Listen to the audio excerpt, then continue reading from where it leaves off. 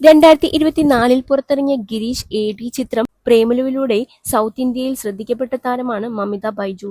കീർത്തീശ്വരൻ സംവിധാനം ചെയ്ത ഡ്യൂഡിൽ പ്രദീപ് രംഗനാഥന്റെ നായികയായെത്തിയ താരത്തിന് വലിയ സ്വീകാര്യതയാണ് തമിഴ്നാട്ടിൽ ലഭിക്കുന്നത്. വിജയുടെ അവസാന ചിത്രമായ ജനനായകനിലും താരം സുപ്രധാന വേഷത്തിലെത്തുന്നുണ്ട്. കഴിഞ്ഞ ദിവസം നടന്ന JFW മൂവി അവാർഡ്സിൽ ഡ്യൂഡിലെ പ്രകടനത്തിന് മമിതയ്ക്ക് മികച്ച നടിക്കുള്ള അവാർഡ് ലഭിച്ചിരുന്നു. അവാർഡ് നൽകാനെത്തിയത് ലോക എന്ന ചിത്രത്തിലൂടെ മലയാള സിനിമയിൽ തിളങ്ങി നിൽക്കുന്ന കല്യാണി പ്രിയദർശനായിരുന്നു. അവാർഡ് നൽകിയ ശേഷം കല്യാണി മമിതയെക്കുറിച്ച് പറഞ്ഞ വാക്കുകളാണ് ഇപ്പോൾ സോഷ്യൽ മീഡിയയിൽ വൈറലാകുന്നത്. മമിതയ്ക്ക് മികച്ച നടിക്കുള്ള അവാർഡ് ലഭിച്ചതിലും അത് നൽകാനായതിലും എനിക്ക് ഒരുപാട് അഭിമാനം തോന്നുന്നു. അവാർഡ് നൽകാൻ വേണ്ടി എന്നെ വിളിച്ചപ്പോൾ സന്തോഷം കൊണ്ട് ഞാനിരുന്നിടത്ത് നിന്നും എഴുന്നേറ്റ് ചാടുകയായിരുന്നു.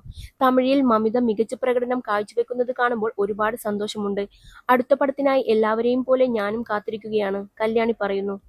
താൻ കണ്ടിട്ടുള്ളതിൽ വെച്ച് ഏറ്റവും സ്വീറ്റായിട്ടുള്ള ജെനുവിനായിട്ടുള്ള ആളാണ് മമിതയെന്നും അവൾ നൃത്തം ചെയ്യുമ്പോൾ താൻ കണ്ണെടുക്കാതെ നോക്കി നിൽക്കാറുണ്ടെന്നും താരം പറഞ്ഞു.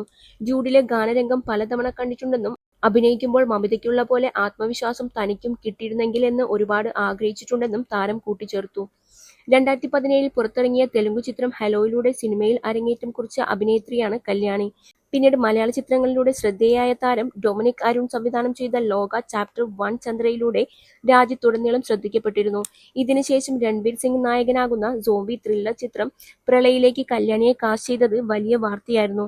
ലോകയുടെ രണ്ടാം ഭാഗത്തിലും കല്യാണിയുടെ കഥാപാത്രം നീലി ഉണ്ടാകുമെന്ന് താരം കഴിഞ്ഞ ദിവസം സ്ഥിരീകരിച്ചിരുന്നു.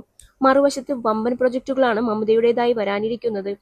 മലയാളത്തിൽ ഗിരീഷ് എ.ഡിയുടെ സംവിധാനത്തിൽ നിവിൻ പോളി നായകനാകുന്ന ബത്ലേഹം കുടുംബ യൂണിറ്റിന് പുറമെ തമിഴിൽ വിജയ്, സൂര്യ, ധനുഷ്, ശിവകാർത്തികേയൻ തുടങ്ങിയവർക്കൊപ്പമാണ് താരത്തിന്റെ വരാനിരിക്കുന്ന ചിത്രങ്ങൾ.